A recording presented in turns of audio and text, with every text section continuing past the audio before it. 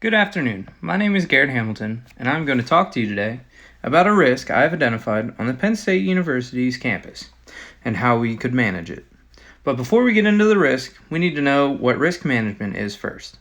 Risk management is the act of controlling financial and personal injury and losses from sudden, unforeseen, and unusual events. In this video, you can see the scar tissue at the base of the tree, dead limbs overhanging the walkway, and earlier in the year I observed yellow fungal fruiting bodies, I believe to be Armillaria root rot. All things that show decay in the tree, as well as a potential of tipping and falling. Here is just another close-up of the scar tissue showing decay in the inside of the trunk, as well as several scars where branches have been cut off or removed. This risk is a type called public liability caused by negligence.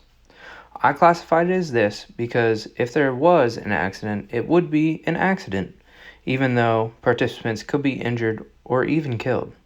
There was a case earlier in Penn State's history where a person was indeed hit by a falling branch on the main mall where this tree is located that resulted in death. The party at fault was, and still would be, in the hands of the arboriculture office that's located in Penn State's physical plant. This other tree is one of the giant elms, which poses a little bit of a different problem. Not only could it fall on a human being, considering this is a high traffic area, but also could damage this building, as well as it is Penn State's pride.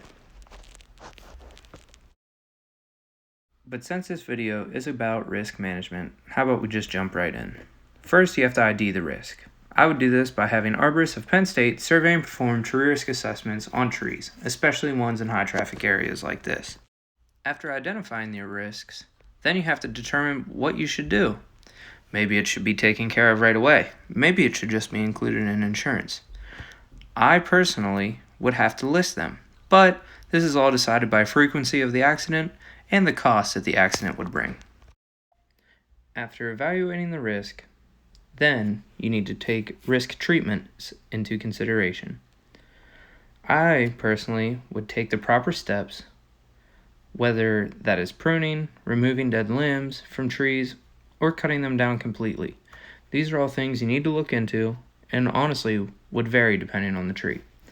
But because they are varying, maybe you need to remove, maybe you just need to prune, I would make a list which trees are the most dangerous and start by addressing them first.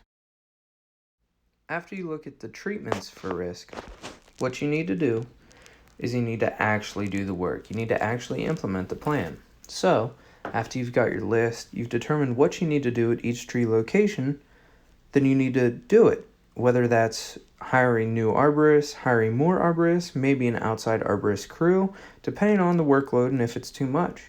This would also vary depending on weather, as well as several other factors. But after you implement it, you've got to make sure and go back. Trees are living things. They should be surveyed, I would say, twice a year. Or after a rough storm or rough weather conditions. You have to go back and continue to monitor them. They are trees. And after all, living things can decline very rapidly.